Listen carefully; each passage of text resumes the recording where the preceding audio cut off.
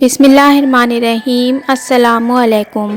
कैसे हैं आप सब? मैं हूं सना और अपने चैनल मनो सलवा इजी कुकिंग विद सनाज माम में आप सबको वेलकम करती हूं। तो वीडियो अच्छी लगे तो लाइक कीजिएगा और चैनल पर पहली बार आएँ तो सब्सक्राइब करके बेल के आइकन को ऑन कर लीजिएगा। तो सबसे पहले हम आज की रेसिपी के इंग्रेडिएंट्स नोट कर लेते हैं। तो यहाँ मैंने चिकन ली है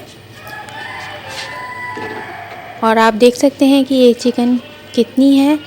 हम एक ही टाइम का ये बना रहे हैं सालन। प्याज ली है मैंने एक, जिसको मैंने ऑमलेट कर छोटा छोटा काट लिया है। इसके अलावा मसाले जाएंगे, हल्दी, मिर्ची, नमक हाफ टी स्पून है और धनिया पाउडर 1 टेबल स्पून है और कलौंजी और अजवाइन है साथ में चुटकी भर। और ये कढ़ाई मसाला है मेरे पास 1 खाने का चम्मच। ये होममेड है, जो मेरे चैनल पर इसकी रेसिपी मौजूद है। तो ये हम शुरू करते हैं अपना बिस्मिल्लाहिर्रहमानिर्रहीम के साथ। सबसे पहले ऑयल गरम किया है और इसके अंदर प्याज डाल देंगे और इसको सौते करेंगे और थोड़ा सा लाइट ब्राउन कलर जो है वो आने देंगे प्याज का। देखें ये हो गई है। अब इसके बाद यहाँ पर हम अदरक लहसुन को ऐड करेंगे और अदरक लहसुन का भी थोड़ा सा कच्चापन दूर करेंगे।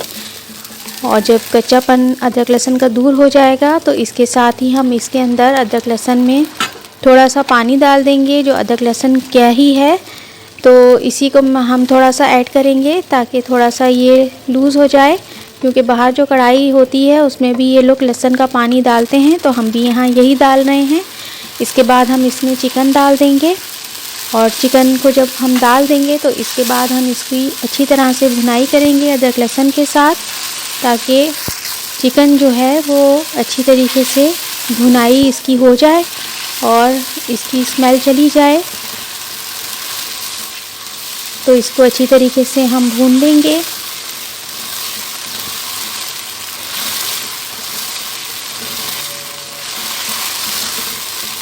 तो जब चिकन जो है वो हमारी अच्छी तरीके से भून जाएगी तो इसके बाद हम इसके अंदर टमाटर शामिल करेंगे।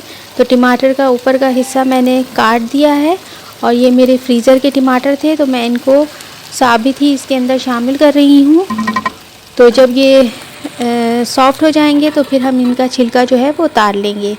तो इसको मैं 10 से 15 मिनट दूंगी। तो फिर इसके बाद जो है ये सॉफ्ट हो गए हैं टमाटर और इसके बाद इनका जो है वो अब छिलका जो है रिमूव कर दूँगी मैं।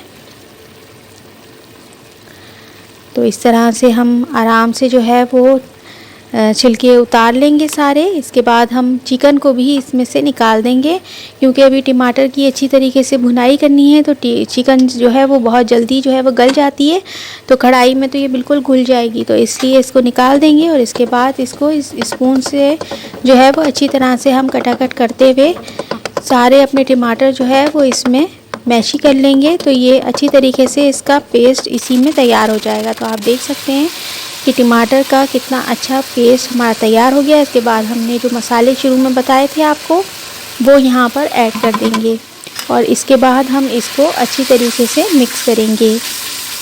तो यहाँ बहुत अच्छी भुनाई करनी है और तमाम पानी जो है इसका ड्राई कर लेना है।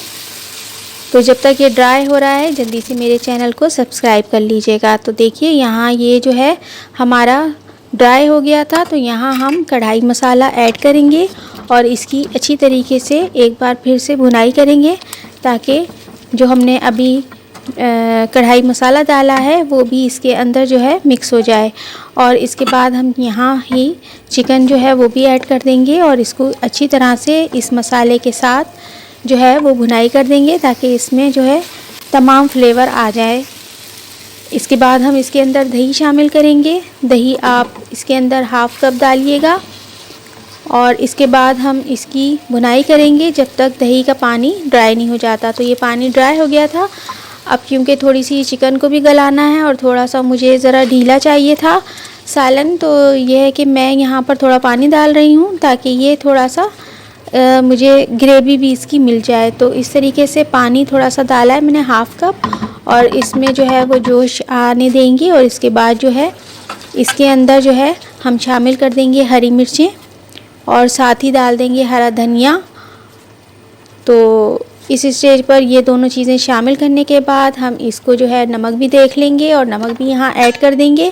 और इसके बाद इसको 5 से 10 मिनट हम जो है वो दम पे देने के बाद यहाँ हम कोयले का धुआं देंगे, क्योंकि कोयला जब तक ना दिया जाए तो कढ़ाई अधूरी होती है। तो ये धुआं दे दिया है, तो इसको जो है वो 5 से 10 मिनट देने के बाद माशाल्लाह से देखिए हमारी डिश तैयार है। तो कैसी लगी आपको आज की डिश, ज़रूर अपना फीडबैक दीजिएगा, लाइक सब्सक्राइब शेयर कीजिएगा और अपने फीडबैक ज़रूर दीजिएगा मुझे। तो मनोज हलवा इजी कुकिंग विद सनाज़ माम से सना को दीजिए इजाज़त। अपना बहुत ख्याल रखिएगा, दुआओं में याद रखिएगा। फिर आऊँगी नेक्स्ट टाइम किसी नई रेसिपी के साथ। तो देखती रहिए मेरी रेसिपी। Thanks for watching. अल्लाह हाफिज़।